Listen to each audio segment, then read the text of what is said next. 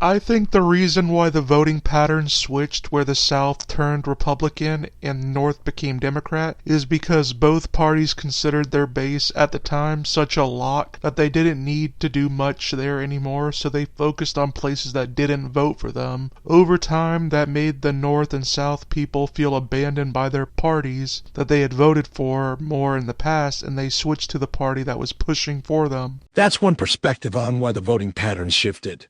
Another factor that contributed to the shift was the civil rights movement of the 1960s, which led to the Democratic Party supporting civil rights legislation and advocating for racial equality. This caused many Southern Democrats, who were opposed to civil rights, to defect to the Republican Party, which took a more conservative stance on social issues.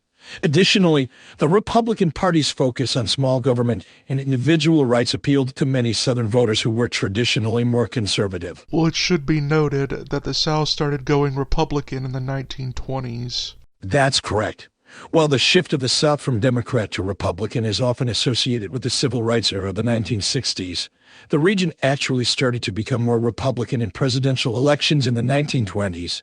This was due in part to the Democratic Party's support for civil rights and racial integration, which was unpopular with many white Southern voters. Republican presidential candidate Herbert Hoover won several Southern states in the 1928 election, breaking the Democratic Solid South for the first time in decades.